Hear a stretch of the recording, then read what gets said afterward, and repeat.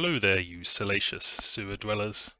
It's time for turn number 50 of my all Warhammer Nations Dominions 5 game where I'm playing as Skavenblight.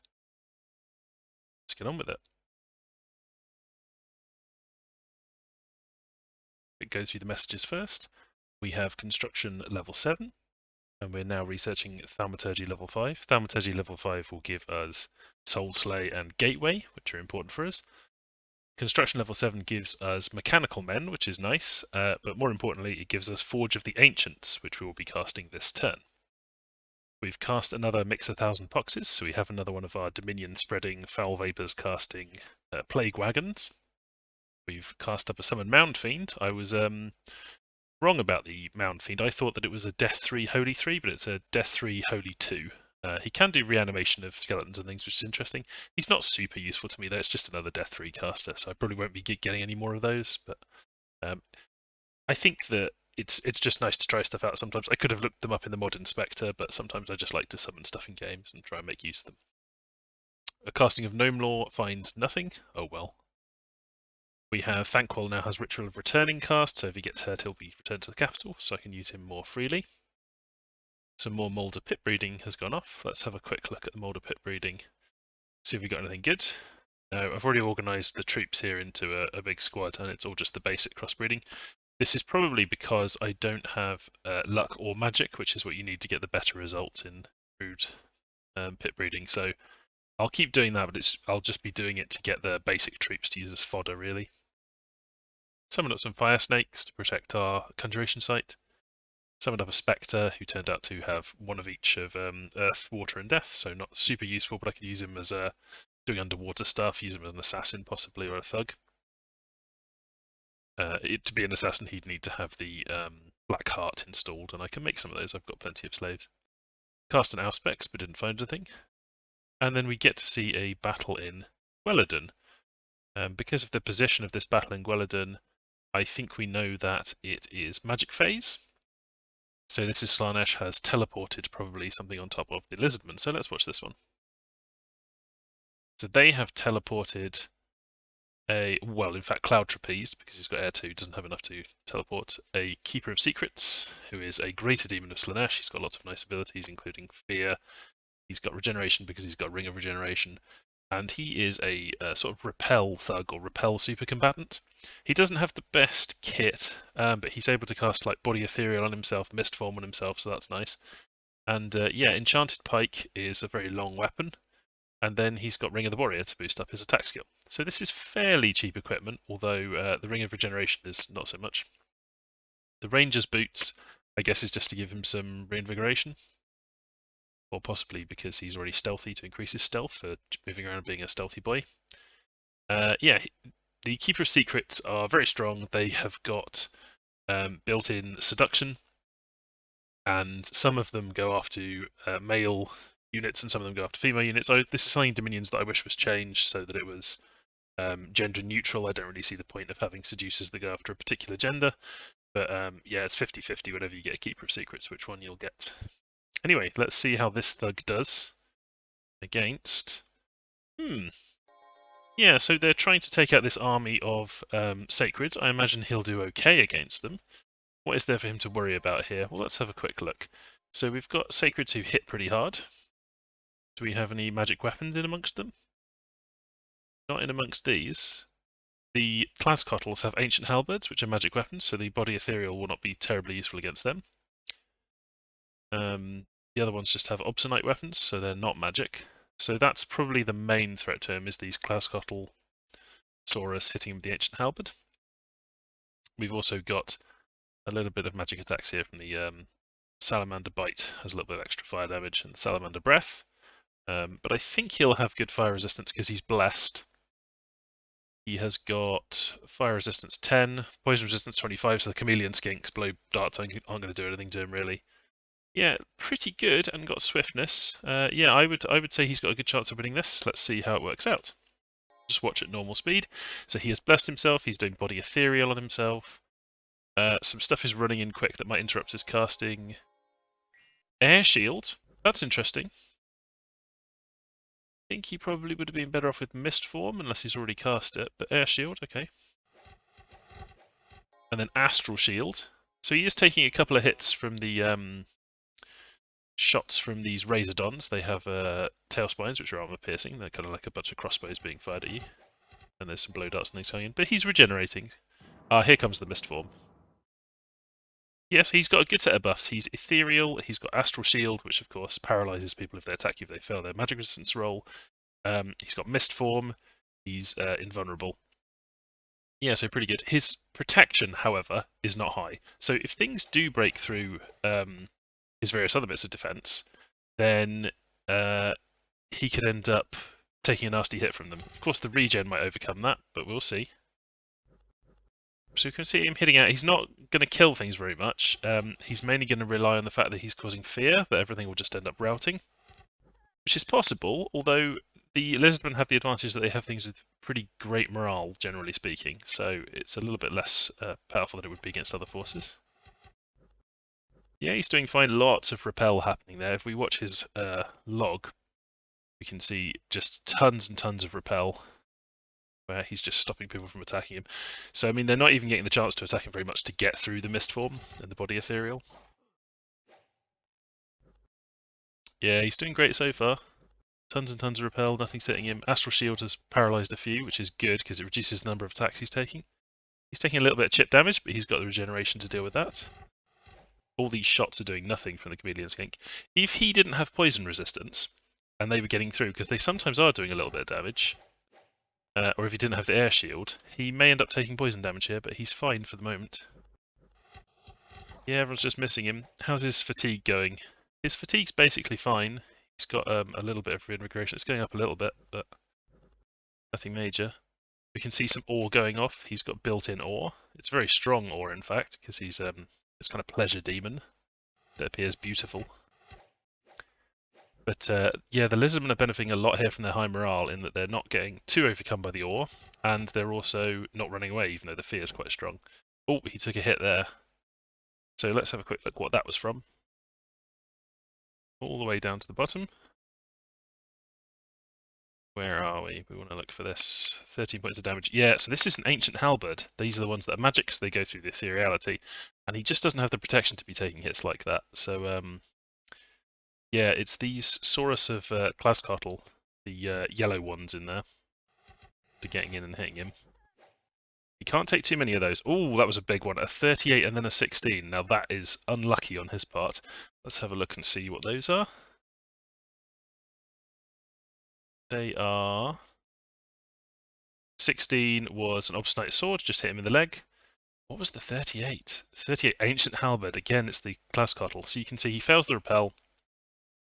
The ore doesn't stop him, and he whips in. And of course, the Mist Form at this point is broken. Once you take some really heavy hits, the Mist Form falls apart. So he's lost his primary means of, if he doesn't stop them from attacking, of actually absorbing the hits. He just took, oh, and he took another 38, and he's down. I would say a bit unlucky. That was a good plan. The fear could have worked a bit better. I think if he'd had just a bit more protection underneath that Mist Form, if he'd had some body armor or something like that, I think he probably would have won that. But it was a good attempt. Unfortunately for him, because he was built around just making them rout and killing a few things, he didn't get very many kills, so definitely not worth it, and they lost the equipment too. So yeah, unfortunate move for Slaanesh. But this is the sort of thing we actually wanted to see, is a bit of back and forth between the two. Magic site searching wise, Buttocks has found a site, so that's a bit of water income in one of those underwater provinces. And then Cazador, we found Grove of Fertility. I think Grove of Fertility is just, yeah, one nature, so it's good but not that exciting. Weird to find that in a wasteland. Captured some blood slaves. Valgamu, the spectral mage, is no longer finding anyone to assassinate, so he's now going to attack that province, so we'll win, but the enemy will just all run away. We see a battle in Jome. This is a Lizardman fort, I believe, that was taken, besieged by Slaanesh, and then the Lizardmen are attacking back. So we're finally seeing a bit of action from the Lizardmen. Oh, and it's a big force. Let's have a look what's going on here. So we've got this massive and terrifying line of Slaanesh Sacreds.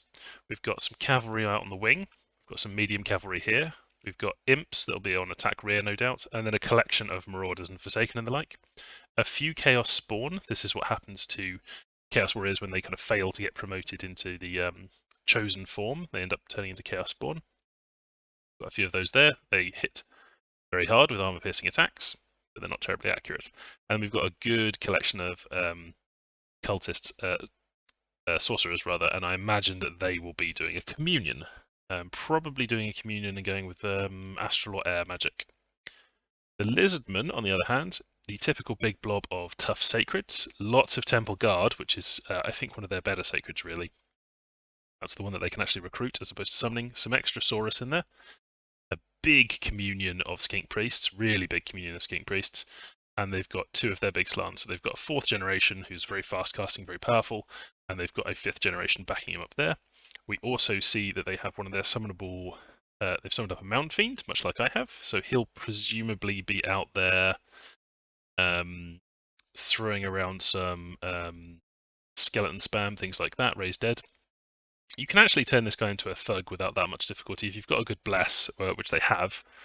Yeah, death is not bad for paths for thugging out. He's got okay hit points, his stats are good, he's got built-in fear, he's got built-in life drain attack, so yeah, and he's ethereal. There's a few things that you could do with a Mountain Fiend thugging-wise, like a Spectral Mage, basically. Yeah, just tons and tons of skinks though, so this communion is going to be very strong and probably able to withstand a lot of the drain of casting big spells and things. And then we've got some Lamias there as well. See how they do. So let's just watch and see what happens for a bit. So we see some blessings going off. We see a bunch of communions going off. Strength of Giants going off there. More Strength of Giants. There was some regeneration cast there. There's Foul Vapors coming out. Casper extremely horny is casting. So we've seen some Strength of Giants going off. I think we saw some regeneration going off. Yes, there's some kind of like mass regeneration they've managed to get off here. Lots of their guys now have regeneration, which is good.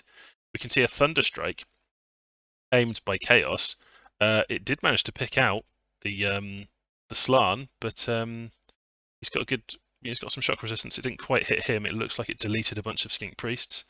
We've also got the Nakai the Wanderer, the national hero, is present. We will see. Out the front, we've got some spam chaff being cast. The Serpents of Sotex, which is a spell their blood mages can cast, and then just some skeletons. And the Chameleon Skinks as their skirmish line. They're going to get obliterated by these Chosen Warriors. They are more than capable of dealing with these. That was interesting. More Thunderstrikes slamming into the lizards, but they do have shock resistance, the blessed ones, so they are managing to survive, and the regeneration will keep them going. You can see the so we had a bunch of imps land at the back there, and they immediately got hit by astral fires from one of the Slan casting that, and they are fighting this null scale. I'm not sure they're going to do terribly well, the imps. Yeah, we'll see, but they're kind of a good distraction regardless. Foul Vapors is now up, so how bad is Foul Vapors going to be for Slaanesh? Well, they've got very high poison resistance to all their sacreds. That includes their mages, so their mages are going to be fine. There's some of their guys who don't have poison resistance, like Chaos Ogres and things. So I would say this is not going to make a huge difference to this battle. It might pick off some of these guys. Sometimes it'll penetrate through this poison resistance, not very likely. The Lizardmen are kind of in the same boat. They've got very good poison resistance, so it's not that likely to hurt them. I'm going to put this onto slow and we'll just watch for a bit.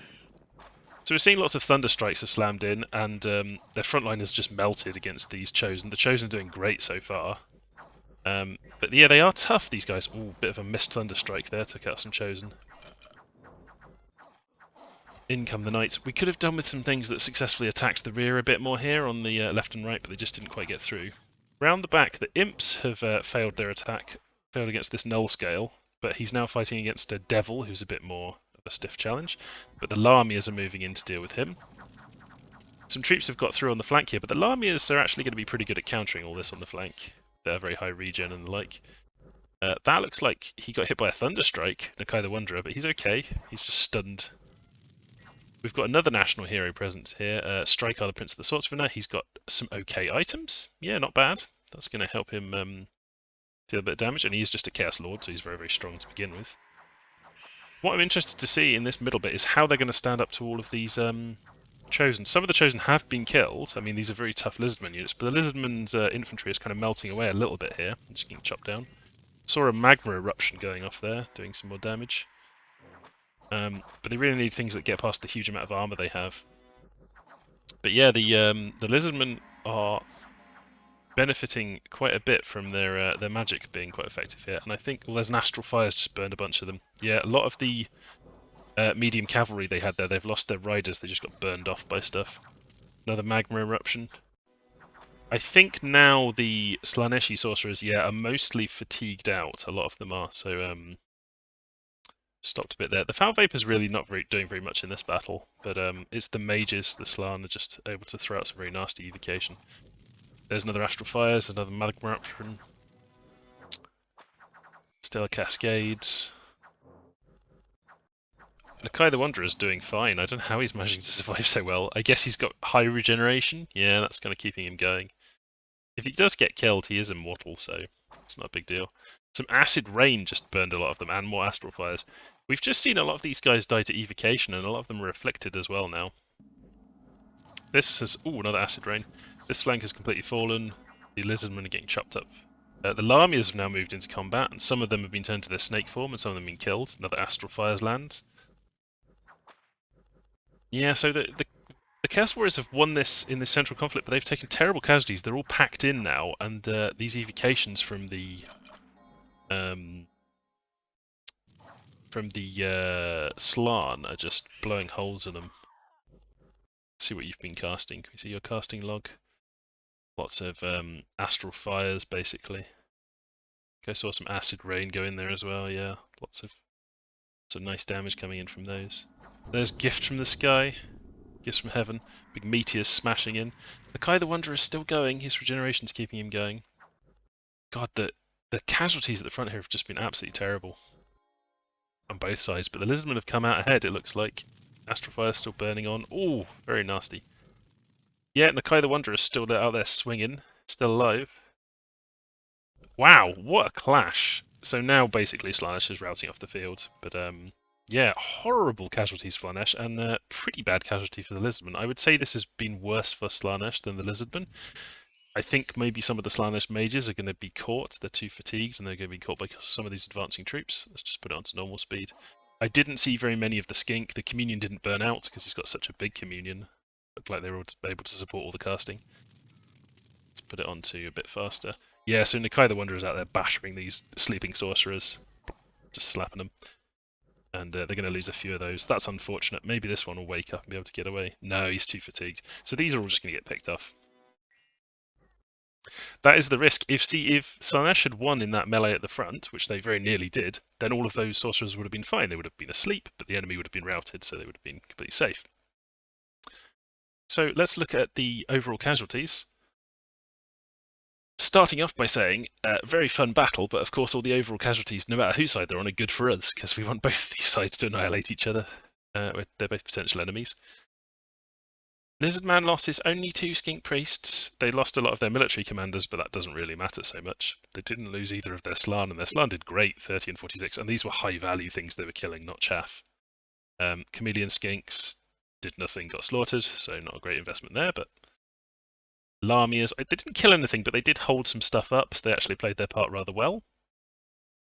Yeah, and the Temple Guards. Interestingly, the various other sacreds, like the Sun Scales and things, I suppose there weren't that many of them. Yeah, the Saurus of Zunki, Saurus of Sotek, there just weren't that many of these other types. It was mostly Temple Guard, and they did fine, considering they were up against really elite troops. They did great. But yeah, very, very nasty losses. 40 Temple Guard gone, 43 Chameleon Skinks. Pretty nasty. Overall, the Lizardmen, not too bad, though. Their army mostly intact. They just need to reinforce with more troops. Slaanesh, on the other hand, half of their Slaaneshi sorcerers gone. You can see the casualties they inflicted with their Thunder Strikes pretty high, but a lot of that was lower value things. The National Hero escaped, and some of these may have died on retreat, but he didn't die in the battle and did fine. And this is the really bad bit for them, basically, is the loss of 53 Chosen Warriors. That is significantly worse than losing 40 Temple Guards, because Chosen Warriors are... Well, they're not 80 gold, because they do have their turmoil discount, but their turmoil discount is about a third of their cost, basically, so they are around 60 gold. So yeah, very expensive, and they lost a lot of them. Good news for us, bad news for Slaanesh. And of course they lost the battle overall, which means they don't get to take that fort or anything like that. They've still got a lot of territory they've stolen off the Lizardmen, but pretty bad result for them. And very fun for us to see that. We like to see big destructive battles that don't involve us. I'm also just happy to see the Lizardmen, being a bit more active because they'd been kind of fairly passive. Although it was partly that they were, I guess, not too worried about losing their territory. They still had enough left. We'll see. So we've got another scout picked off. I'm just a bit worried about these because these could be my assassins. Yeah, I have lost another assassin in Orc territory. Bit of a shame. We are getting assassins picked off by me carelessly moving them around and moving them into places they get patrolled. So if we go to Suthu, we know that the enemy is patrolling there, so I shouldn't try and move anyone else through there. I don't think we are. No, we're safely out of the way of that one with our other assassins. And then we picked off some scouts and things from the enemy. Silver Wall, so my guys are starving. This is something I've got to look out for because if I'm invading the Orcs, which is the plan, I have to go through these provinces. These two provinces are both very low population, so I am consequently, where are we? Over here, forging another endless bag of wine. I'm going to have 3 of those, and I probably want even more, just constantly cracking out endless bags of wine. I've got a Nature 2, Water 2, which is very nice to get from one of my Enchantress randoms. So happy to see that. We're not yet back on enough money to get the adepts to the Silver Order going again, but I want to be doing that in future turns. Basically, lots more stuff moving out here. Continuing with casting some pit breeding to just get tons of troops out here to use as chaff, but lots of stuff moving, mostly mages and things moving across here, getting ready for this invasion of the Orcs, which we're definitely going to go ahead with. Unless something wild changes, which it might, because we are casting this turn in our capital with Musket, Forge of the Ancients. I have thrown all of my Earth Gems into this, which is only 6 more than the minimum. I think it was 80 minimum and then 6 extra. And yeah, that may well provoke people into attacking us because it is a very strong enchantment. People don't really want us to have that for a long time, so we'll see. Forge of the Ancients gives me the ability to have an extra 1 in every single path I have for the purposes of forging, so it makes things easier to forge. So for instance, I only need to have a Death 4 in order to forge Skullface, which would then take me up to a Death 5. So I will be doing that with, for instance, this guy here, Skritter. He could end up forging a Skullface and then getting himself an extra level of death. And it also gives us a 20% discount on all of our forging. So I'm kind of trying to only forge cheap things at the moment, and then I'm going to switch over to forging expensive things once we've got Forge of the Ancients up and really crack on. I'm probably going to forge some more Dwarven Hammers as well, because why not? Get a big discount through having just lots of those. So that's going to be good. We are summoning up another Spectre. We want to keep doing Spectres every now and then because they're just useful to have. We probably want to give them some black hearts and the like, so maybe I want a black heart forged by somebody. I'll just go and do that. 1 second. Okay, got a black heart being forged over here now. Had to just move a booster around.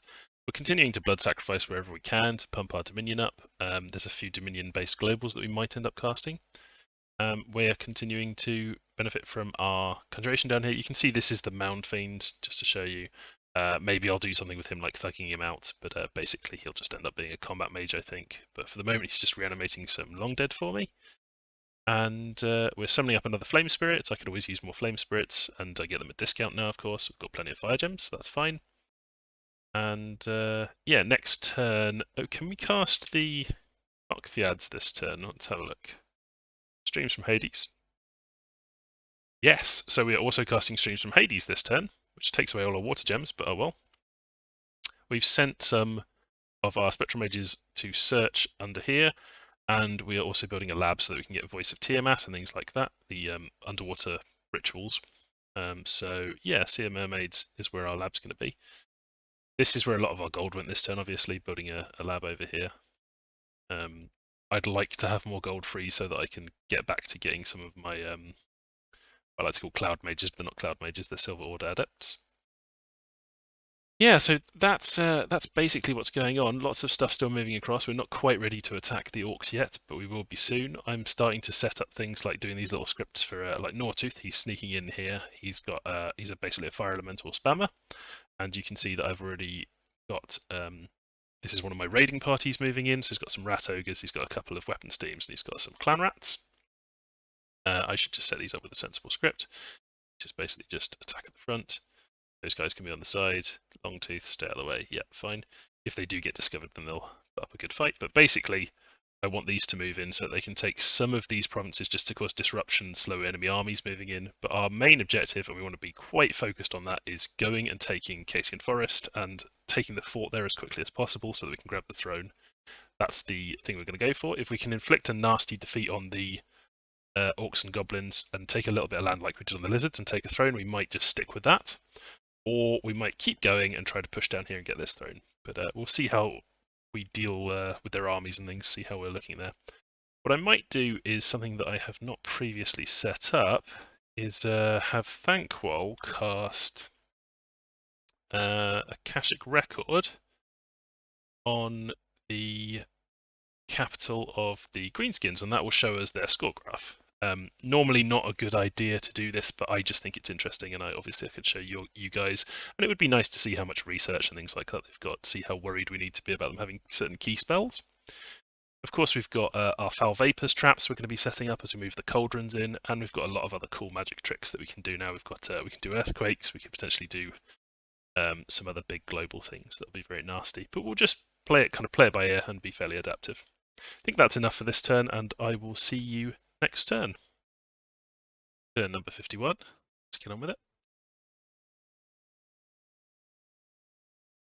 So we have research in Thaumaturgy complete at level 5, and we're now researching Conjuration level 8. Conjuration level 8 gets us a few things, including, I think, Vermin Lords. Thaumaturgy to level 5 we wanted for Soul Slay and Gateway, although because we've got Forge of the Ancients up, I might just be saving my Astral Gems for making a ring of sorcery or a ring of wizardry instead. You need quite a lot to do those, and that'll let me do various other things. It's very good for diversity. But yeah, so I'm going to try and conserve my Astral Gems to some extent, but it's nice to have them, and if I need to gateway a bunch of troops, I can. Summoned another Flame Spirit. Forge of the Ancients was cast successfully. A hostile mage was discovered scrying upon my land, and we zapped them. Mage was called Underlar. So I think that's arcane probing that somebody was using. Underlar is a kind of a strange name, but yeah, we picked them off. That's checking out my big stack here, so I'm not sure who that is. Possibly the Dark Elves, possibly the Orcs, but checking on my big stack of stuff over here. We cast Auspex, but didn't find anything. We cast Streams from Hades, so we've got our Water 3, Death 3 Cockthead now. There's nothing particularly I wanted to do with them, but I will show you them because they're cool, obviously. So we'll just quickly have a look at those. So here she is, Ipeia. Yeah, you can basically turn a Cockthead into a thug if you want. Water and Death are not terrible paths for doing that. They have built-in fear, they have built-in vulnerability, which is nice. They've got some cold resistance. They're also amphibians, so I can send her underwater to do some stuff, which is pretty good. Yeah, not bad. But if you wanted to turn them into a thug, the fact they've got no built-in protection, they've got no good stats particularly, they've got low hit points, it's too risky, basically. So you use them for diversity, and use them as combat casters. They can do quite a bit with Water 3, Death 3. But I could also send her underwater. At the moment, I've just got her summoning up a Spectre, and I've actually got another mage summoning a Spectre as well. So just getting some more Spectral mages, because I really like those as combat mages, and we have ridiculous amounts of Death Gems that we want to spend through. We cast Akashic Record on the Greenskins North, so we can now look at their graphs. Let's go and have a look at those right now. So here are the graphs. There we have our province count. This is our war with the lizards, and then we had peace with the lizards. This is us picking up a little bit of extra water provinces along the way. They have been static for quite a while. This is where they were taking High Elf stuff, and then this is them taking some forts from the High Elves. I think they're still sieging their capital, but they're pretty big, the Orcs. They've got pretty good number of forts, same number of forts as us. They've got a little bit less income than us. I think our income has been helped out quite a bit recently by picking up those water provinces. That's a pretty major thing for us. We've pretty consistently had more income from them than them throughout the game. Gem income absolutely crushing them, and the area under the graph is huge. Of course, this is pretty absurd because of the I would say definitely overpowered amount of free gems I was getting from the Skaven Warpstone Seam mechanics, but they've done respectively well here in getting this area under the graph big enough. Research-wise, we've got about more than double theirs. This is very bad research from them for this point in the game. You know, the Lizardmen are like way up here. So this is just not very scary at all. They've not got much research, and that's the main thing that we're interested in because it means that we've got kind of magical supremacy over the battles for the most part. Dominion, not very much. Army size, big, but not quite as big as us. We are the two horde nations, really. I've got hordes and hordes of rats, and I'm casting blood summons. They've got hordes and hordes and hordes of greenskins that are better at fighting than rats, but now that we're into kind of the late game and the magic's really rolled out, that's less important. And then ascension points, we've got the most at the moment, and we're going to go after another throne too if we can. Back to the messages, we have cast pit breeding again. We've got some more spectres coming in. This was which spectre was this? This is Nightheart, who is an Earth 1 Death 2, so he can sneak into any provinces and then do skelly spam. That's primarily what you would do with that mage, but maybe you could also have him turn up and do some. I might give him a death gem just to remind myself. He could turn up and do some shadow blasts. He could do a bit of thugging as well. Those are perfectly fine paths for thugging, but I'd rather not. Although as time goes along, we'll just have a lot of Dwarven Hammers forging lots of kind of cheap equipment to build lots of Spectral Mage thugs. That might be a good idea. We've found a magic site in Latian. It is the Litter Skull. Litter Skull is a very strange name for a site. What's that like? The Litter Skull is... I mean, it's pretty amazing as a thing to find. 4 death gems per turn is very nice. Necromancers are these very cost-effective death 2s. So, yeah, we can enter some solace. I don't think that's terribly exciting, but the ability to get Necromancers there is quite good. Death 2s, we've already got quite a lot of them, so it's not super important. It's not important for diversity or anything like that, but just cost effectively, 105 gold for a Death 2. It's pretty nice. The thing I have to bear in mind is I don't have that much money to spend every turn now, and because of the cost of all my troops and mages and things. And also, in order to get those death mages coming out of there, I'd have to put a lab, which is 500 gold. I'd probably want to be putting a fort, which is, more gold on top of that. So maybe that's not really important for me, the fact that they're kind of a cost-effective thing. So it's more important I'm just getting more death gems, which is always very welcome. Then we have a proclamation from Izta. It's Gorok the Great White Lizard, their national hero, is now their prophet, which is nice. And we've got a bunch of blood slaves. Let's see what's happening in terms of battles. So we've got Slaanesh attacking Lizardmen in Gweledun. A very scary army here. A group of Slaaneshi Sorcerer Lords who are casting blessings. And then Chosen Knights, which are their, these are extremely, extremely nasty heavy cavalry. Chosen Knights really are terrifying. And they've got an excellent bless on them.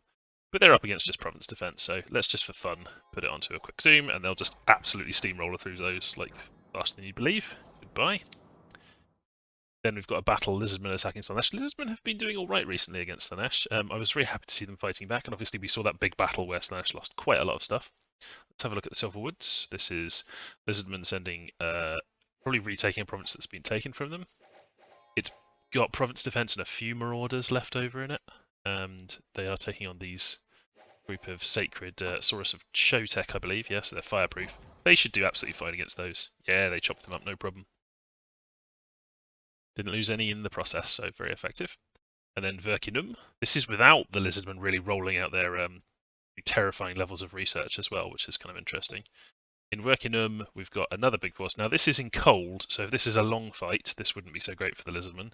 We've got lots of Saurus of Chotek. We've got Tlascotl, which have been very effective because they're magic weapons. The Chotek are not going to be so good because they've got Firepower 1, and this is in at least Cold 1. I think it might be Cold 2 or 3. Let's have a look at their attack skill. Yeah, Cold 3, so they've got -3 to several of their stats because of that. But they're just against some province defense, so just watch this. They will absolutely roll through this province defense. Yeah, you can see they're not quite as quick as you would think, just because of the disadvantages of being in cold, which is kind of an interesting thing the Lizardmen have to bear in mind if they're attacking Slaanesh. Slaanesh has got cold dominion. This is the Cerulean Sea. This is my Spectral Mage taking the province which had all the leaders assassinated. So if you watch the battle, what you'll see is when they haven't got any leaders, they just all immediately rout. So that's a nice way to. You can do like assassin expansion and stuff. It's generally not a good idea. But for taking underwater provinces, this was a nice thing to do.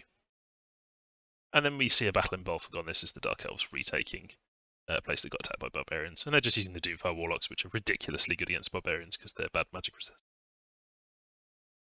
Events-wise, we get some air gems. Very nice. We'd like to see that. We lose some tax. It's not great. We get a new site in Titan's Breath Peaks. It's a copper mine. I think that just gives resources, but we can go and have a look. Copper mine. Oh no, it's 20 gold per turn. Okay, so that's not bad. An extra 20 gold a turn in the middle of our empire. It's quite nice. I think that's because we have some production scales that we're able to get that event. And then in Erd, we get a very, very nice event indeed. I'm kind of surprised I got this with the misfortune I do, but we get a whole chunk of gold, which is very nice for just building a bunch of troops that I did this turn, which I will show you in a moment. Discovered a bunch of sneaking enemies, including somebody from Ulthuan, very strange. Let's just check that they're all scouts and there's no assassins or anything special in there. Yep, just annihilating scouts, that's fine. Completed our fortress in Feral Woods and lots of patrolling. So Feral Woods, to remind you, is the province that we've got here that's making our enchantresses. It's nice to have a fortress up there to get the command points to make lots of enchantresses. And to show you what one of my things I'm forging is, I've got an enchantress here. This isn't a particularly exciting thing for them to be forging, but Boots the Messenger are fantastically useful for moving mages around through multiple provinces or commanders through multiple provinces. So I definitely want to have several Boots the Messenger just for moving people around, but they're also useful to just put on thugs and things. They're just a very nice item to have. If I turn her off forging this for a moment, you can see 57 nature gems. If I turn her off that, see it goes to 59. It was only costing me 2 gems. That's because of the 20% discount from Forge of the Ancients and then 2 from the hammer. So it's 2 gems to forge a Boots the Messenger. So I think I'm just going to keep doing that. Maybe not with this one. I'd rather use a less useful enchantress to do that, because this enchantress could potentially be casting Foul Vapors, which would be very nice. I just need to put some nature boosters on her, I believe, to cast that. We're also just moving lots of our mages in this direction. This is what I've been doing every turn. There's a massive, massive amount of movement of mages over here. I was kind of unbalanced in terms of the distribution of mages over to this side because of the war with the Lizardmen, and now I'm moving them across. If something goes wrong in the meantime, they just have to move back to the centre of my nation, and it's not like a terrible thing to happen. In other forging news, we're forging Dwarven Hammers. So I've got another one being forged here. And I'm forging a fire in a jar here, although to be honest, it's because I couldn't forge another Dwarven Hammer. I was going to say I should probably do 2, but these Astral Pearls are a bit of a problem. I'd like to have like 50 or so that I can forge some of the big rings. That would be nice to have. Now that I've got Forge of the Ancients, I can do those with Thankwall. But I just don't have much Astral Pearl income. Now I can do Alchemy, where I just take my Death Gems and turn them for each 2 Death Gems. I can get 1 Astral Pearl. That's, arguably worth doing at some point. But yeah, it's a bit sad that I don't have that, because I've done quite a lot of astral searching everywhere. I just haven't really been very lucky in terms of finding astral sites and getting the pearl income. But never mind, I've got huge amounts of the other types, so I can just alchemize into them. But for now, I'm just going to save them up for a little bit, so I'm not casting Gateway, even though I'd like to Gateway this army. Look at Filfangs. Big concentration of Council Guard, 82 Council Guard. I would really like them to be over in the war against the Greenskins, but instead they're just going to kind of slowly move across. Filfangs is going to move them up. I'll probably get them to the centre of my empire, back at my capital, and then maybe consider gatewaying them if it's necessary, but I'd rather not have to, because it's 10 astral gems, and it's just burned if you gateway them.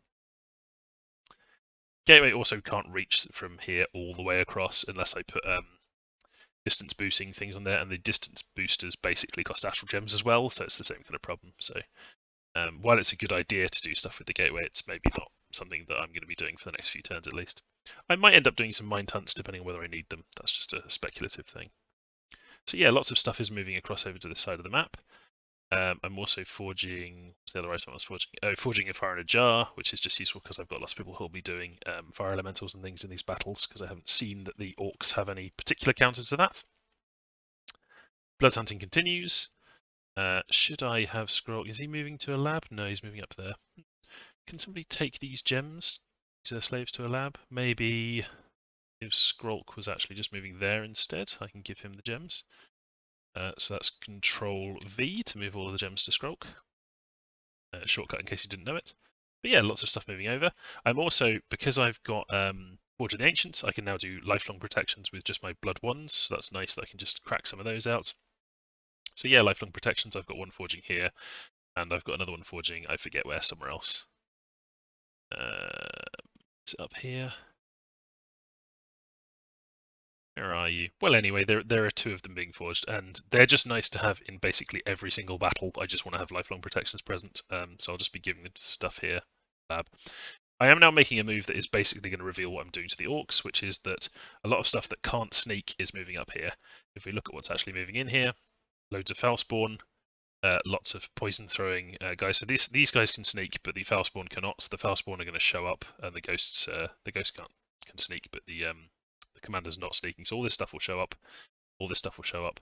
These fire snakes will show up, and this is going to tip off the greenskins probably that I'm going to attack them. But that force should be enough to move on here and start sieging it. That'll provoke the greenskins to start moving stuff up, and then it'll all kick off. I've got some things stealthed in, and I've got a couple of guys who are basically just fire elemental casters who can just attack provinces, and this is basically to delay greenskin reinforcements arriving. If we just hit those with casting a couple of big fire elementals, that should be able to beat province defense fairly easily. So we'll have those. We'll have this flying thug that can go off and do some damage, cause some mayhem, which would be nice. And I've got some other stuff moving in. I've got my god is moving in from down here because I don't need her in the in this province down here. Have we still got? Yeah, we've still got the palisades being built here. But yeah, we're going to have lots and lots and lots of these kind of guys. Like, you can see how far they can move when they've got Boots of the Messenger. It's very fun. But Sathmog is another one of these guys who is a what's gem? He's another one of these black-hearted spectral mages who'll be assassinating things. I've got quite a lot of assassins moving in. I think there's some moving into this province. Yeah, here's a ton of assassins moving in with their water bottles and things. Into this province, I've got a bunch of guys moving in. Oh no, I don't. Not many of them are making it. This Foul Vapors mobile has moved here, but I haven't really got the forces that I want to do a Foul Vapors with at the moment. I want to just attack this normally and then do a Foul Vapors trap. So he's just going to stay here and sacrifice. But what I'm doing is I'm building him a bunch of these poison-resistant Plague Monks. And then if I cast Glitch's Blessing on them, then they'll have even more poison resistance, and they'll be completely fine. So yeah, using those. Recruiting Plague Priests because they can do Skelly Spam, and Skelly Spam plus Foul Vapors is going to be pretty nasty for the Orcs to have to deal with. So that's kind of the general battle plan. Going to do lots of assassin traps and Foul Vapors traps, and then just try and take this and a little bit of the surrounding land. I don't want to go too crazy here. I kind of want to just get some and get peace with the Orcs. Maybe if I deal them a couple of nasty blows, I can get peace, but I don't know. I think this is inevitably, especially with me having Forge of the Ancients up, going to end up with me being attacked by people, but I welcome it. You know, I like a war. It's good fun. That's part of what the game's about. Oh, up here, I should say, I've got Dwarf Nora. This was to protect the throne of this big army, but maybe I should actually be moving these guys in because this is troops that can actually fight, unlike the Foulspawn. So maybe I should be moving them in to support my forces. I could still leave a bunch of stuff in the fort to stop it from being sieged if the ogres go for it. So yeah, possibly. Yeah, in fact, let's do that. So Dwarf Nor, if you leave the Bloodslayers behind, if you would like to move in, how far can you move? We can move down here. If I took out your siege engines, your weapons teams rather, maybe you can keep that one. Do you move further? What's limiting you? What's your map move? This map move's 14 and it's 18 to get over there. I think it's the council garden things require too much map move for him to move all the way over there. Yeah, that's fine. I mean, him being limited, he can only move one. He may as well move, bring these guys with him. So let's just have Dwarf Nor move down. He is sneaking, so they won't be able to see him with their scouts and whatnot. Maybe they'll underestimate how much we've escalated the forces over here. Got a little bit of assassins and things in place, but they're not ready to spring the trap or do anything yet. They're just hanging out in places that I know they're not being patrolled, and there's a few more assassins kind of trying to sneak in around the top here. You can see I'm avoiding moving to Suthi because I think they've got patrollers there, so my assassins are just moving through this Slaaneshi land. They're going to kind of come in from the top and end up around here. Anyway, that's more or less everything that's going on with me.